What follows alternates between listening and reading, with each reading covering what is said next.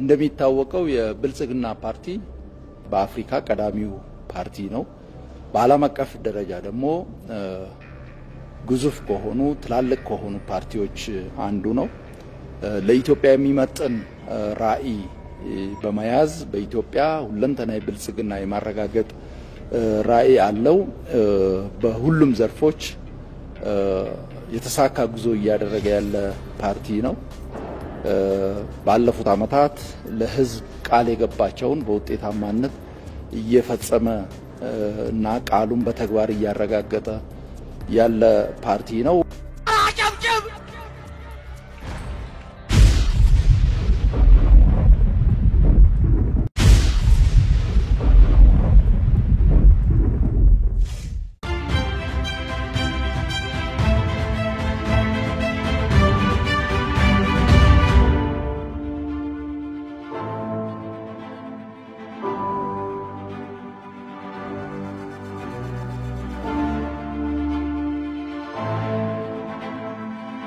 ሰላም ጤና ይስጥልኝ አድማጭ ተመልካቾቻችን የጽናት ሚዲያ ቤተሰቦች እንደምን ቆያችሁ እንደምን አረፈዳችሁ እኔ ሰላም ነኝ። ያው መደበኛ ፕሮግራማችን ጀምረናል። የጽናት ሚዲያ ተከታዮች እንግዲህ ሚዲያችንን ጽናት ሚዲያን እየተከታተላችሁ ላይክ ሼር ሰብስክራይብ ማድረጋችሁ እንዳትረሱ ጠይቃለሁ። ሌሎችም ሐሳባችን እንዲዳረስ የበኩላችሁ ሚና ተወጡ። በተለይ ሐሳብ መስጫ ሳጥን ላይ ሐሳባችሁን መስጠቱ እየተከታተለን ነው። ገንቢ ሐሳብ ነው። ከልብ እናመሰግናለን። ጽናትን ደግፉ፣ አበርታቱ፣ ሌሎችን ደርስ አድርጉ። ሁሉ ጊዜ የምናነሳቸው መልእክቶች ናቸው።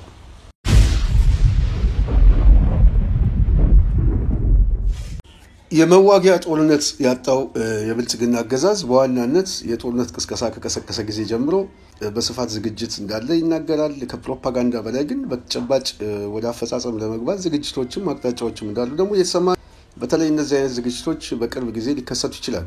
ጽናት ሚዲያ ትላንት በደረሳት አንድ መረጃ በተለይ ወልቂጤ አካባቢ መነሻውን ያደረገ ከ54 በላይ ታታ ባሶች የጫኑ ሰራዊት የግዳጅ ተብለው ወደ አማራ ክልል ደጀን እንደሚሄድ የገለጹ ሰዎች ለጽናት ገልጸዋል። በዋናነት ወደ አማራ ክልል ነው የሚገባው ቢባልም ምናልባት አቅጣጫው ተለውጦ ወደ አፋር አካባቢም ሊያቀና እንደሚችል የመረጃ ምንጮቹ ይገልጻሉ። በተለይ አሁን ብልጽግና ሰሞኑን በጣም በሚዲያ ላይ ትኩረት ሰጥቶ ከፊልድ ማርሻሉ ጀምሮ የጦርነት ጉዳይ ድቤ እየተመታ ነው። የማይቀረው ጦርነት ውስጥ እንገባለን እያሉ ነው። አሁን ያጡት ህዝቡን የሚያዋጉበት አጀንዳ ነው፣ የሚቀሰቀሱበት ስሜት ቀስቃሽ አጀንዳ አጥተዋል። እንግዲህ ኮይሻ ላይም ጅማ ላይም ተልተሌም ተገኙ። ብቻ ሰሞኑን የብልጽግና አጀንዳ አንደኞች ነን፣ እንሰብራለን፣ በአንድ እጃችን ሰላም በሌላ እጃችን ጦርነት እንጨርሳለን እያሉ ፉከራ ውስጥ ናቸው ያሉት። የጽናት ሚዲያም እየተሰማች ያለችው መረጃ ወደ ጦርነት ለመግባት በዋናነት ብልጽግና ከምርጫ ጋር በተያያዘም እየመጣበት ያለው ጦስ እሱንም ለመሸሽ የግድ አስፈላጊ ሆኖ አግኝተውታል። ለማንኛውም ይሄ ጦርነት ለብልጽግና በከፍተኛ ደረጃ ሊጠቀምበት የሚፈልገው ከስልጣኑ ጥቅም አኳያ ብቻና ብቻ ነው። በዚህ ጉዳይ ላይ በስፋት እንመጣበታለን፣ መረጃዎች እናወጣለን። ሰሞኑን የብልጽግና የሚዲያ ሰራዊት ቅስቀሳ 2 ቀን ስልጠና ተሰጥቷቸዋል። የሰፊ የፕሮፓጋንዳ ስራ እና አጀንዳ ሰጪ እና አጀንዳ ተከላካይ የሚሆን ምክንያቱም አሁን በዚህ ጉዳይ ላይ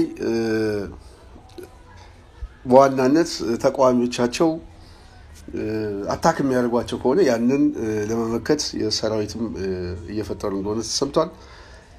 እሱ ብቻ አይደለም። የጽናት ሚዲያ ቤተሰብ በተዘዋዋሪም ሌላ ተጨማሪ መረጃ መጥቶልናል። በተለይ ዛሬ ሰማነው አፋር አካባቢ ላይ ከፍተኛ የሆነ ስብሰባ እየተደረገ ነው። ጄኔራሎች ተሰብስበዋል። እዛ አካባቢ ላይ ቤት የተሰጣቸው ጄኔራሎች አሉ፣ አዋጊ መኮንኖች በስፋት እዛ አካባቢ ካሉ ሰዎች ጋር ሰፊ ስብሰባ እንዳለ ከውስጥ ያገኘነው መረጃ ያመለክታል።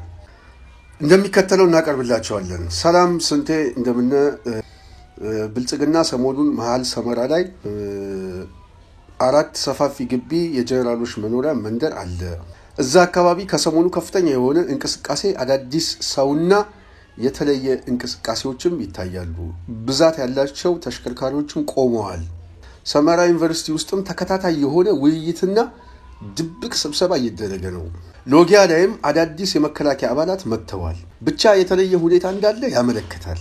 በሰሞኑን አንድ ነገር ልንሰማ እንችላለን። ከሰመራ ወደ ዱብቲ ወረዳ ጋሊ ሜዳ ላይ ሰፊ የሆነ የመከላከያ ካምፕም አለ። ከፍተኛ የሆነ ወታደራዊ መኪናና እንቅስቃሴም እዛ አካባቢ ቆሞ ይታያል። ሰመራ ከዩኒቨርሲቲው ጎን ላይ ዮሐንስ ቤተክርስቲያን በድሮ 6ኛ ክፍለ ጦር ከፍተኛ እንቅስቃሴም ታያለ። ዱብቲ ወረዳ ጋሊ ሜዳ ላይ ያለው ካምፕ በህዋትና በአሁኑ ጦርነት የታሰሩ ከ900 በላይ እስረኛ የመከላከያ አባላትም እንዳሉ ይነገራል። ከሮብ እስከ አርብ ድረስ ከፍተኛ የሆነ ወታደራዊ መኮንኖች ጨምረው የተለያዩ ሰዎች ስብሰባም እያደረጉበት ነው። ዛሬና ትላንት ዝም ብሏል። ሰሞኑን ግን እዛ አካባቢ ላይ በጣም ቁጥሩ የበዛ ተከታታይ ስብሰባዎችና ከፍተኛ የወታደራዊ አመራሮች የእንቅስቃሴያቸው መንደር ነበር በማለት የአካባቢውን ጂፒኤስ ሁሉ ልከውልናል። ሰመራ የብልጽግና ጀነራሎች መኖሪያ ትላልቅ ቤት ተሰጥቷቸዋል። ያው መንግስት የሚከፍልላቸው በዋናነት ለዚህ ለአዋጊ ቡድን እንግዲህ እንደዚህ አይነት የመረጃ ምንጮች እየመጣ ነው። በዋናነት የአብይ አገዛዝ ወደ ጦርነት መግባቱ የማይቀር ጉዳይ ነው። ምክንያቱም ይህንን ጦርነት አብይ የግድ ይፈልገዋል። ምክንያቱም በግጭት ውስጥ ነው መዳን የሚፈልገው።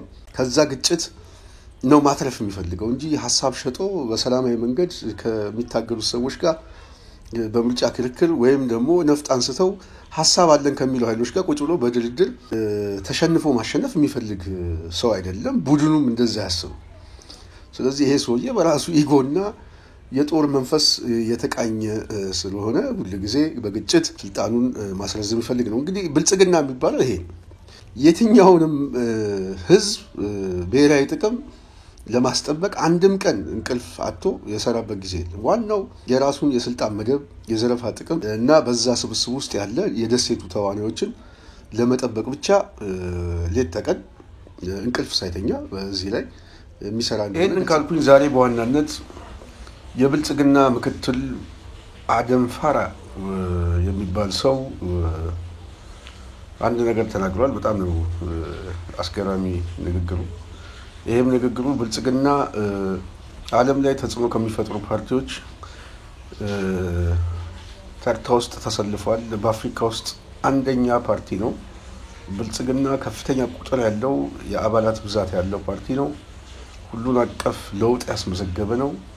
ብልጽግና ወደር የማይገኝለት የፖለቲካ ድርጅት ነው ብሎ መግለጫ ሰጥቷል። እንደሚታወቀው የብልጽግና ፓርቲ ሀገር የሚያበለጽግ ሀገር በቀል ሐሳብ በመያዝ በአመራር ጥራቱ፣ በአደረጃጀት ስፋቱ፣ በአባላት ብዛቱ፣ በአሰራር ስርዓቱ ከአፍሪካ ቀዳሚ ፓርቲ ነው።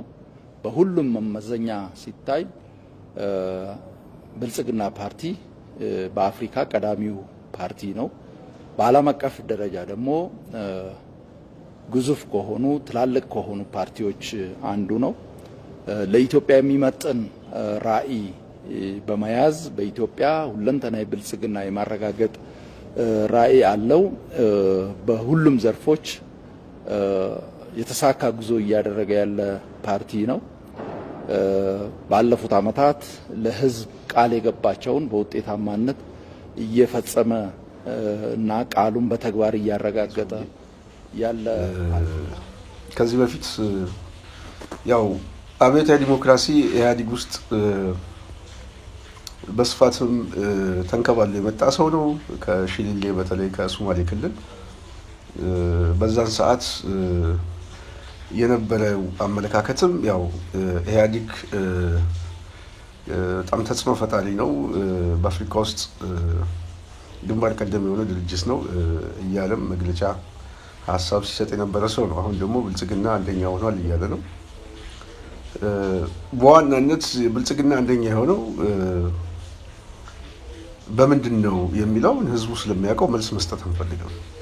ግን የሰውየው ድንቁርናውን ከተናገረ በኋላ በሶሻል ሚዲያ ላይ አንዳንድ የሚያስቅ ሀሳቦችንም እያየው ነው። በተለይ አደም ፋራ በትክክልም ስሙን የሚገልጸው የብልጽግና ፋራ ብለው ኮመንት የሚሰጡ ሰዎች አሉ። በተመሳሳይ ከንግግሩ ስር የተለያዩ ቀልዶችን ሁሉ የሚጽፉ አሉና ህዝቡ በዚህ ደረጃ ነው እያላገጠባቸው ያለው። እነሱ ግን አደባባይ ላይ ወጥተው አይናቸውን በጨው አጥበው ነው እንግዲህ እንደዚህ አይነት መግለጫ የሚሰጡት። እኔ አለማፈራቸው ይገርመኛል። በጣም የሚያስደንቀው ይህንን መግለጫ አደባባይ ላይ ወጥተው እንደው ለታሪክ እንኳን ተመዝግቦ የሚቀመጥ ማስረጃ በዚህ ደረጃ ፈጠው መምጣታቸው የበለጠ ተገማች ነው የሚያደርጋቸው። እንደው በተለይ 5 ዓመታቱን በጣም አክቲቭ የሆነ በጣም ከባድ ጦርነት ኢትዮጵያ ውስጥ ነው ያለው። በብዙ አፍሪካ ሀገር ውስጥ በዚህ ደረጃ የተራዘመ ጦርነት ያለበት ሀገር የለም እስካሁን። በአብዛኛው ግን 5 ዓመት ሙሉ ስርዓቱ ሳይረጋጋ መንግስት ሌላ ነገር ሳያስብ በጦርነት ጉዳይ ላይ ብቻ ተጠምዶ ከጦርነት ወደ ጦርነት እየተሸጋገረ ከፍተኛ የሆነ ሰብአዊና ቁሳዊ ውድመት እያስከተለ ያለ አሁንም ተጨማሪ ጦርነት ለመክፈት ዝግጅት ላይ ያለ ፓርቲ ነው። ይሄ ፓርቲ ደግሞ በዋናነት አስተሳሰቡ ያው የፖለቲካ ርዕዮተ ዓለማዊ አስተሳሰብ ሳይሆን አስተሳሰቡ በዋናነት ወንጌላዊ አስተሳሰብ ነው። አብዛኞቹ ከምን ተነስተው የት መድረስ እንዳለባቸው ማያውቁ በመደመር ፍልስፍና የቆሙ የመደመር ፍልስፍና ግን ራሳቸውም ያልገባቸው ለኛም ማስረዳት ያልቻሉበት የወንጌሉ ምዕመናኖች ናቸውና እነዚህ ሰዎች አንደኛ መዳረሻ የላቸው፣ ሁለተኛ መነሻም የላቸው። ሁሉ ጊዜ በማደናገር በማስመሰል በውሸት በጦርነት በግጭት አንዱ ካንዱ ጋር እንዳይተማመን በማድረግ ከፍተኛ የሆነ የጋንግስተር የሆነ የማፊያ ቡድን በማዘጋጀት ሰውን ሽብር ውስጥ እየከተቱ ከመግዛት ውጪ ሐሳብ ያለው ድርጅት እንኳን አይደለም። በጣም የሚገርም እኔ ምናልባት ኢትዮጵያ ውስጥ ከነበሩ መንግስታት ውስጥ ብልጽግናን ለማወዳደር እኔ ወደፊትም እንደዚህ አይነት ተቋም እንደዚህ አይነት አስተሳሰብ ሊመጣል ብዬ አላስብም። እና ይሄ ድርጅት ዋነኛ መገለጫው ዜጎችን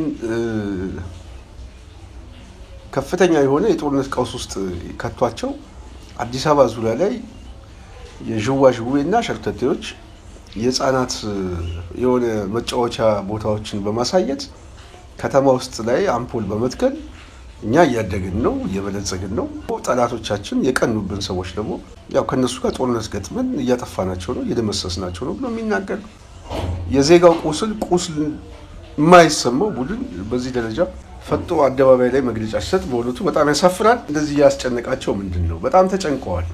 ጭንቀታቸው ምንድነው ብሎ ግን አብዛኛው ህዝብ በደንብ አልተረዳም። ብልጽግና በከፍተኛ ውጥረት ውስጥ ነው ያለው። ይሄ ንግግር ዝም ብሎ አልመጣም። እነዚህ ውጥረቶች ከዚህ በፊት እኛ ደጋግመን ብንገልጸው ግን አሁንም ሰውን ለማንቃት የግድ በደጋጋሚ ተመሳሳይ ሀሳብ ቢሆንም መስራት አለብን። አሁን ብልጽግና በ4 ጉዳዮች ተጠምዷል በእኔ ግምገማ። እነዚህ ዋነኛው 4 ምክንያቶች አንዱ የውስጥ ችግር ነው። በውስጥ በኩል ብልጽግና ክፍፍል አለ። ይሄ ክፍፍል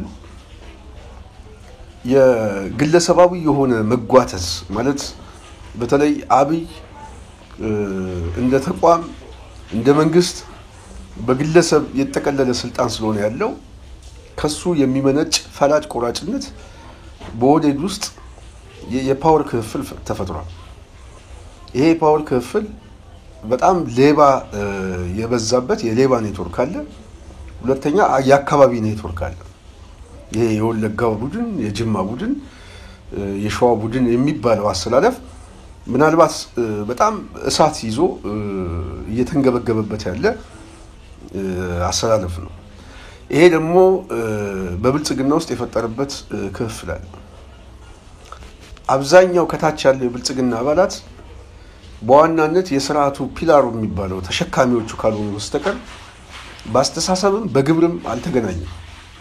እንደውም አብዛኛው የብልጽግና አባል አካውንት እየቀየረ መረጃ የሚሰጥ ብልጽግና ራሱ የሚተች ከፍተኛ የሆነ ለውጥ ፈላጊ እንደሆነ የምናውቃቸው እንኳን ብዙዎች አሉ። ስለዚህ የተለያዩ መረጃዎች የተለያዩ ነገሮች ሁሉ የሚመጣው እዛ አካባቢ ካሉ ሰዎች ናቸው። ስለዚህ አንዱ የውስጡ ክፍል ያስደነገጠው ስለሆነ የትኩረት ማዛባት ይፈልጋል። ሁለተኛው እና ዋናው ደግሞ ምናልባትም ከፊት ልናስቀምጠው የምንችለው አሁን በኢትዮጵያ ውስጥ ያለው ለለውጥ የሚደረገው ትግል በተለይ ነፍጥን ማዕከል ያደረገ ከየትኛውም ጊዜ በላይ እየተጠናከረ ጉልበት ይዞ መምጣቱ ቀስ በቀስ እየገዘገዘው ስርዓቱ በሁለት እግሩ የሚቆምበት እድል እየጠበበ መጥቷል። ስለዚህ ይሄ ኃይል ደግሞ ሊሸነፍ አልቻለም። ስለዚህ ይሄ አቅም የበለጠ እየተጠናከረ ሲመጣ ነገ ጧት በተጨባጭ ለውጥ ሊያመጣ ስለሚችል ያም ደግሞ ምልክትም እየተፈጠረ ነው። በተለይ አሁን ከነጻነት ኃይሉ ጋር የሚደረገው ትግል አገዛዙ ኢኮኖሚካሊ እየደቀቀ ነው። በከፍተኛ ደረጃ ነው ሁሉ ጊዜ የጦር መሳሪያ ግብይት የሚያደርገው። ይሄ ገንዘብ ከፍተኛ እጥረት አለ። ስለዚህ በሰራዊት ውስጥ ደግሞ ስልቹነት አለ። ይሄ ሁሉ ተፈጥሮ ብልጽግና አደጋ ውስጥ ገብቷል። በሶስተኛ ደረጃ ህዝቡ በከፍተኛ ቁጣ ላይ ይገኛል። በተለይ ደግሞ የመሀል ሀገር ህዝብ ወደ ህዝባዊ እምቢተኝነት የሚሄድበት እድል በጣም እየሰፋ ነው። ከኑሮ ውድነት ጋር ራሱን ማቆየት በማይችልበት ሁኔታ ውስጥ ነው የሚገኘው። ስለዚህ ይሄ ህዝባዊ ቁጣ ደግሞ አሁን ወደ አደባባይ እየመጣ ነው። ብዙዎቹ ወዴት ነው እየሄድን ያለነው? ተስፋ ቆርጠናል፣ ምን እንጠብቃለን እያሉ ሶሻል ሚዲያ ላይ እየመጡ ነው። ይሄ ማሳያ ነው፣ ለህዝባዊ እምቢተኝነቱ ማሳያ ነው። እና እንዴት ነው የሚነሳው? የት ጋር ነው የሚነሳው? በምን ሰዓት ነው የሚነሳው? የትኛው ነው አስተባብሮ ሊመራው የሚችለው የሚለው ካልሆነ በስተቀር መነሳቱ ግን የማይቀር ጉዳይ ነው። በአራተኛ ደረጃ በሰራዊት ውስጥ ያለ ከፍተኛ የሆነ መሰላቸት ነው። የእርስ በርስ ጦርነት አደቀቀን፣ ውጤት አላመጣንም። ስለዚህ በየቦታው የግዳጅ ቀጠና እየተለዋወጠ ብቻ እንደ ተቋም አደጋ ውስጥ ገብተናል። ሰራዊቱ ተሰላሽቷል፣ የመዋጋት አቅሙ እየዳከመ መጥቷል። ስለዚህ አገዛዙ እንደውም በሰራዊቱ የነበረው ቁመና ሁሉ እየፈረሰ አሁን ታማኝ የሚለውን የኦሮሚያ ልዩ ኃይል ሚኒሻውን ምን እየሰበሰበ በየአካባቢው ላይ ለውጊያ ቀጠና እያዘጋጀ እያስገባ እነሱም በከፍተኛ ደረጃ ሙትና ቁስለኛ እየሆኑ እንደውም ክልሉን ወጣት አልባ እያደረገው ነው። ስለዚህ ብልጽግና በሁሉም ጉዳይ ላይ እየተሸነፈ መጥቷል ማለት ነው። ስለዚህ ይሄ ከፍተኛ ፍርሃት ውስጥ ከቷቸዋል። ስለዚህ የሚያዙት ምንድነው? አንደኛ የውሸት ሪፖርት እያመጡ የገዘፈ አቅም እንዳላቸው ማሳየት፣ ትልቅ ቁመና እንዳላቸው ማሳየት፣ በአፍሪካ ውስጥ ተገዳዳሪ የሌለው ፓርቲ አድርጎ ማሳየት፣ እንደውም ተጨማሪ ጦርነት ለመክፈትም አቅደው እንደሚሰሩና በዛ ደረጃ ደግሞ ቁመና እንዳላቸው የአሸናፊነት ሜንታሊቲ እንዳላቸው ማሳየት፣ ህዝቡን ማስፈራራት፣ የውሸት የፕሮፓጋንዳ በስፋት መርጨት። ስለዚህ ይሄ የፍርሃታቸው ጥግ የመጣው አጠቃላይ ስርዓቱ እየፈረሰ እንደሆነ ማሳያ ስለሆነ ነው። የአብይ አገዛዝ እየወደቀ ነው። የትኛውም መንግስት ሲወድቅ የሚያሳየው ምልክት ከምልክትም በላይ አብይ ወደዛ ሂደት ውስጥ እየገባ እንደሆነ ብዙ የፖለቲካውን የሚከታተሉ ሰዎች ሰፊ አናሊሲስ እየሰጡበት። ስለዚህ አገዛዙ በህዝባዊ እምቢተኝነት በታጠቀው ኃይል በውስጥ ክፍል የብልጽግና ክፍል እንደዚሁም በሰራዊት ውስጥ ያለው አደገኛ መዳከምና ተስፋ መቁረጥ ከየትኛውም ጊዜ በላይ ለውጡ አይቀሬ ያደርገዋል ማለት ነው። ስለዚህ ይሄንን ለውጥ ያነበቡ ሰዎች ከፍተኛ ፍርሃት ውስጥ ገብተዋል። ወደማይቀረው ውድቀት ውስጥ እየገቡ እንደሆነ ስለገባቸው እነ አደም ፋራ በትክክልም አደም ፋራ የሚባል ሰው እንደዚህ አይነት መግለጫ የሚሰጡት ከዚህ ሁኔታ ተነስተው ነው ማለት ይቻላል። ስለዚህ የብልጽግና ቁመና ይታወቃል። በጣም ደካማ መንግስት በኢትዮጵያ ውስጥ ያቆመ፣ ይሄ ደካማ መንግስት ደግሞ በሐሳብና በፖሊሲ ተቀናቃኙ ማሸነፍ ሳይሆን በኃይል በጦርነት በውሸት በማደናገር እንደዚሁም ደግሞ ሰው የሚፈልገውን ቋንቋ በመጠቀም ላለፉት 7 ዓመታት ያገዛዝ ሲስተሙ እንደሆነ በስፋት የታየ ነው። አብይን ዛሬ የማያውቀው ሕፃን ልጅ እንኳን የለም። ስለዚህ ህዝቡ የጠላው ስርዓት በመሆኑ ያላቸው ምርጫ እንዴት ትጠሉናላችሁ? እኛ እኮ በአፍሪካ ውስጥ በዓለም አቀፍ ተጽዕኖ ከሚፈጥሩ አያሌ ነገሮች ጋር የሚገዳደር እዛ ውስጥም የተሰለፈ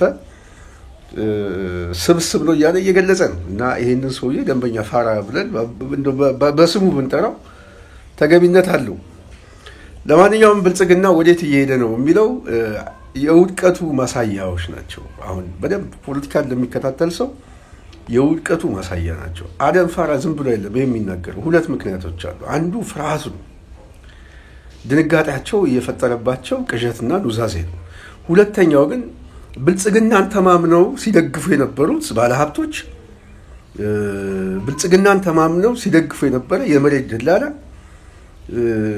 ይሄ በየአካባቢው ላይ እና በውጪ ተሰማርቶ ኮንትሮባንድ ሲሰራ የነበረ ኔትወርክ ተጠቃሚ ሁሉ ወደማይቀረው ሽንፈታቸው ከሄዱ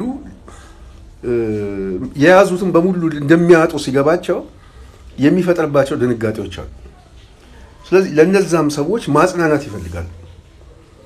አይዟችሁ፣ ተስፋ አትቁረጡ፣ ብልጽግና የሚሸነፍ አይደለም፣ ብልጽግና ተጽዕኖ ፈጣሪ ነው፣ ብልጽግና አንደኛ ነው ምናምን ብሎ መናገር የሚፈልገው እነዚህም ሰዎች በተወሰነ መልኩ ከድንጋጤያቸው ከፍርሃታቸው ለማጽናናት እንደሆነ ይገባኛል። እኔ እነዚህን ሰዎች ያው ከዚህ በፊትም የነበረው አገዛዝ በተወሰነ መልኩ ሲጠቀሙ የነበረው ፕሮፓጋንዳ ነው። አሁንም የሚሰሙት የፕሮፓጋንዳ ዲስኮርስ ነው። በተግባር ግን የሚያገኙት ሂሳብ ግን ያው ሂሳብ ማወራረድ ስለሆነ በብልጽግና ዙሪያ የተሰበሰበ ካድሬ በሙሉ ምናልባትም ይሄ የቡርዣ መደብ የኮንትሮባንዲስት ነጋዴ የመሬት ነጋዴ ያው ገንዘቡንም ንብረቱንም አካሉንም ለማይቀረው ለውጥ ከማዘጋጀት ውጪ ሌላ ምርጫ ያላቸው አይመስለኝም። እንግዲህ የነሱ የተስፋ ዳቦና የኛ የተግባር ውጤት ነገ ጧት በአደባባይ የሚታይ ስለሆነ ምናልባት የተስፋ ዳቦ ለሚሰጧችሁ ሰዎች የመውጫ ሐሳባችሁ ሊኖር የሚችለው ኑዛዜ እያቀረቡ ወደ ህዝቡ ትግል መግባት ነው እንጂ በእነ አደም ፋራ ኑዛዜ ምናልባት እንድናለም ብሎ የሚያስብ የብልጽግና ስብስብ ካለ እንግዲህ መዳም በማን ነው የሚለው ነገ ጧት አብረን የምናየውና አደባባይ ላይ የምናያቸው የሚከፈለው ዋጋ ስለሆነ ለሂደቱና ለታሪክ መተው ነው የሚሻለው። ለማንኛውም የጽናት ሚዲያ ቤተሰብ በዋናነት በዚህ ንግግሩ እንድምታዎቹ ምንድናቸው፣ ከምንስ የመጣ ነው የሚለው በተወሰነ መልኩ ወደ እናንተ ትንሽ ሐሳብ ላምጣ ብዬ ነው። በሚቀጥለው በሌላ ፕሮግራም እስክንገናኝ የዛሬን በዚህ ያበቃለሁ። ጽናትን ላይክ፣ ሼር፣ ሰብስክራይብ ማድረጋችሁ እንዳትረሱ። ሰላም።